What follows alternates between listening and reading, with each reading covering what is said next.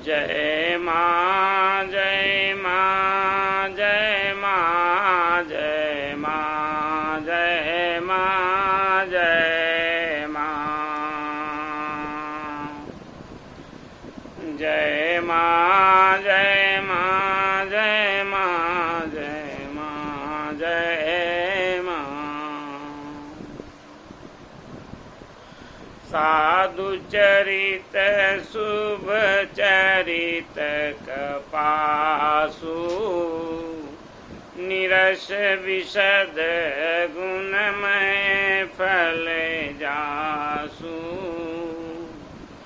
जो सही दुख परिच्छिद्र दुरावा बंदनीय जय जग जस पावा।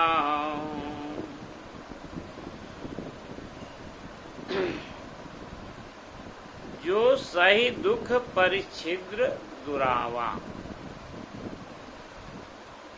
सज्जन पुरुष ही ऐसे हैं जो अवगुणों को दूर करते रहते हैं और गुणों को प्रदान करते रहते हैं। सज्जन ऐसा कैसे कर पाते हैं? जब गुण और अवगुणों को, गुण अवगुण दोनों ही विद्यमान हैं, और गुण अवगुणों को जब चलायमान नहीं रखा जाएगा, यदि गुण इकट्ठा करो तो भी कष्टकारक है और अवगुण इकट्ठा करो तो भी कष्टकारक है। इनको चलायमान कौन करता है? सज्जन। और दुर्जन व्यक्ति जो होते, दुर्जन पुरुष क्या करते हैं कि इन्हीं चीजों को इकट्ठा करते हैं। यानी गुण पाए तो इकट्ठा कर लिए, उनको चलायमान नहीं किया, दूसरों को नहीं बांटा, और अवगुण पाए तो भी इकट्ठा कर लिए, तो दोनों ही कष्टकारक हैं। तो सज्जन पुरुष इसका प्रकाश करते हैं। अब सज्जनता देखो, सज्जन आपके प्रकृति में भी हैं और सज्जन आपके समाज में भी हैं और सज्जन आपके शरीर में भी हैं। तो जो सज्जन प्रकृति में हैं उनको समझें थोड़ा। जैसे प्रकृति चलायमान है, सृष्टि चलायमान काम करती है, जैसे जो कार्य कर्म हो रहे हैं वो चलायमान है, तो यहाँ पे गुण अवगुण आते जाते रहते हैं, यानी नहाते धोते रहते हैं।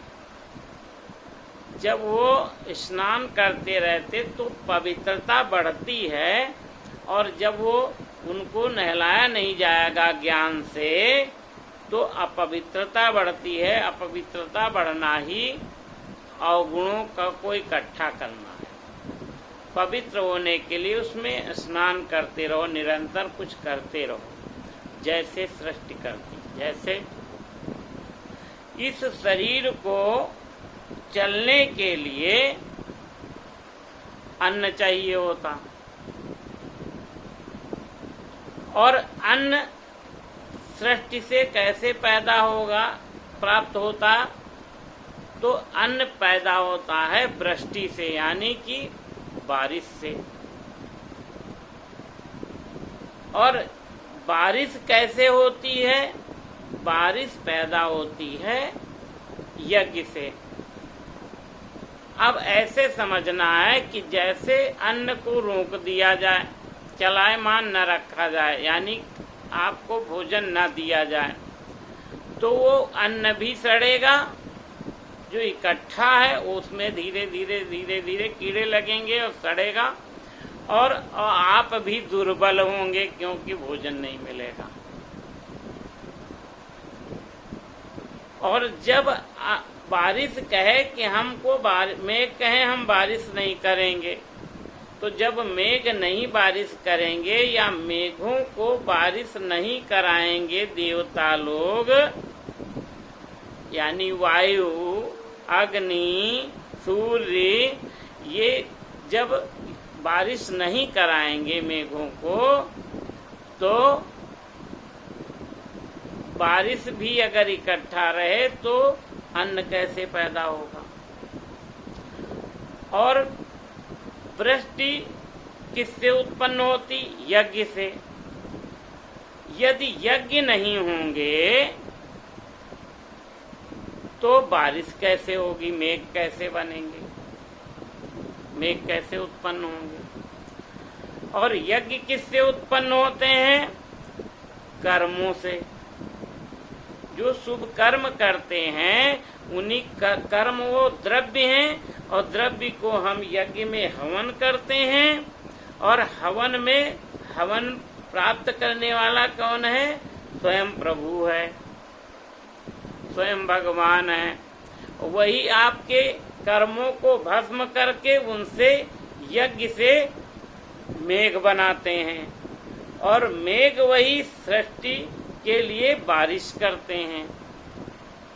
इस तरह से सज्जनता का प्रकाश होता है। इसीलिए सज्जन का साथ करना चाहिए।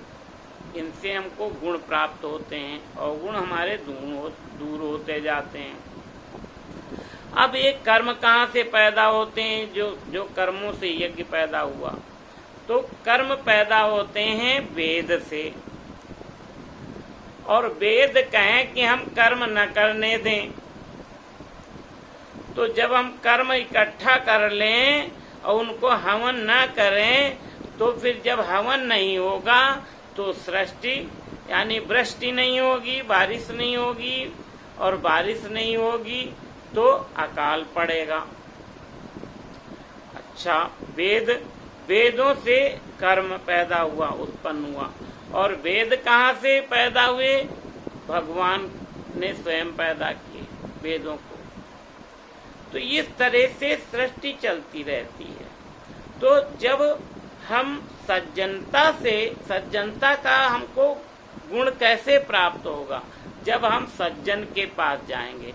अब इन्हीं सज्जनों से हम सीखें कि भगवान ने वेदों से कहा कि भाई कर्म पैदा करो, तो कर्म उत्पन्न हुए और उन कर्मों को इकट्ठा नहीं करने दिया गया। सज्जनों ने उसका यज्ञ किया, और यज्ञ को भी भगवान ने इकट्ठा नहीं होने दिया, यानी भस्म होने के बाद उसका मेघ को दे दिया, यानी कि मेघ से बारिश होनी है।